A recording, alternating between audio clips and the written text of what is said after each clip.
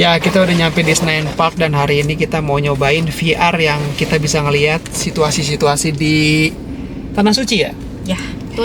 Ajak ibu. Ya, Halo bunda. halo. Lemes amat, mendingan langsung aja deh, yuk. Kemarin gue ngajak ibu dan istri ke Senayan Park buat nyobain VR kisah Nabi 5 dimensi. Gue excited banget waktu itu. Apalagi temanya kisah hijrah Nabi Muhammad SAW. Tapi ternyata pengalaman gue kali ini punya cerita yang gak terduga. Di awal, gue udah antusias ngajak ibu dan istri buat nyobain. Tempatnya modern banget, banyak miniatur-miniatur bangunan yang ada di Saudi. Pas gue lihat ada 6 pilihan kisah yang bisa dipilih, kami langsung sepakat buat nyobain perjalanan hijrah Nabi dari Mekah ke Madinah. Kata petugasnya, bakal ada efek 5 dimensi yang bikin lo serasa ada di sana. Ibu gue yang pertama nyobain, gue pikir ini bakal jadi pengalaman yang berkesan banget nih buat ibu. Ibu mulai pakai headset VR di kursi yang bisa bergetar dan bergerak sesuai cerita. Gue lihat dia pelan-pelan masuk ke pengalaman itu. Awalnya ekspresi ibu tenang, bahkan sempat senyum kecil waktu cerita dimulai. Gue pikir, wah ini bakal jadi pengalaman yang bikin dia terharu. Tapi beberapa menit kemudian gue ngeliat dia kayak diem doang. Entah menikmati, entah emang ada sesuatu yang aneh. Ibu mual banget, kata ibu setelah selesai. Gue langsung buru-buru ambilin air putih buat dia. Ternyata ibu nggak cocok sama teknologi VR. Katanya, bagus sih, tampilan dan ceritanya bikin merinding. Tapi kayaknya ini terlalu canggih buat ibu. Gimana, Bu? Hah? Gimana? Pusing, nggak pernah kayak muntah. Nah, kok malah pusing? Iya, iya. Tapi kelihatan jelas gambarnya. Kelihatan, tapi pusing kayak muntah tuh. Soalnya kayak terbang gitu rasanya, jorong kayak rasanya. Gimana tapi? Pemandangannya gimana pemandangan? Pemandangannya bikin nangis tadi, cuman kayak terbang itu, jadi berduduk ini kayak jalan gitu, jauh. Padahal udah sedih, udah bagus ya. Cuma gara-gara naik kapal jadi pusing.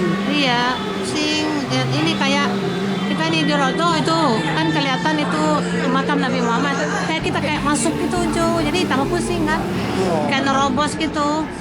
Coba deh. Abis itu giliran gue dan istri nyobain. Gue semangat, tapi juga penasaran karena ibu tadi mual. Begitu headset VR dipasang, gue langsung ke bawah suasana. Rasanya kayak benar-benar ada di tengah perjalanan hijrah Nabi. Visualnya detail banget, dari bukit pasir sampai gua sur tempat Nabi dan Abu Bakar bersembunyi. Tapi baru beberapa menit gue juga ngerasain hal yang sama. Gue mual, kursinya yang gerak-gerak, efek angin dan visual yang berubah-ubah bikin kepala gue muter-muter. Gue coba tahan sampai selesai dan ternyata gue juga mual. Kata istri, ini keren banget, tapi ya emang gak semua orang cocok sama teknologi kayak gini. Walaupun buat gue ini bikin mual, tapi VR kisah Nabi ini tetap worth it buat dicoba. Ceritanya luar biasa mengharukan, dan efeknya bikin lo ngerasa lebih dekat sama perjuangan Nabi Muhammad SAW. Setelah pengalaman itu, gue sadar satu hal, teknologi secanggih apapun gak akan bisa sepenuhnya menggantikan keindahan sederhana dari cerita yang menyentuh hati. Gue jadi makin kagum sama perjuangan Nabi Muhammad SAW, dan makin bersyukur bisa berbagi momen ini sama ibu dan juga istri. Dan walaupun gue sama ibu akhirnya mual, momen ngobrol bareng setelahnya sambil ketawa soal pengalaman mual tadi bikin gue sadar, kebahagiaan tuh nggak melulu soal teknologi. Kadang itu soal kebersamaan dan cerita kecil yang kita bagi sama orang-orang tersayang. Visualnya bagus, audionya keren. Cuma kayaknya untuk orang tua agak sulit ya.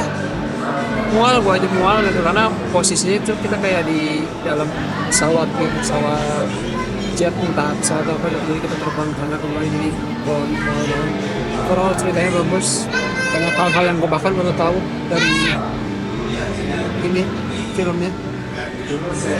Kalau ada kesempatan, coba deh VR ini. Tapi jangan lupa siapin mental dan mungkin kantong plastik.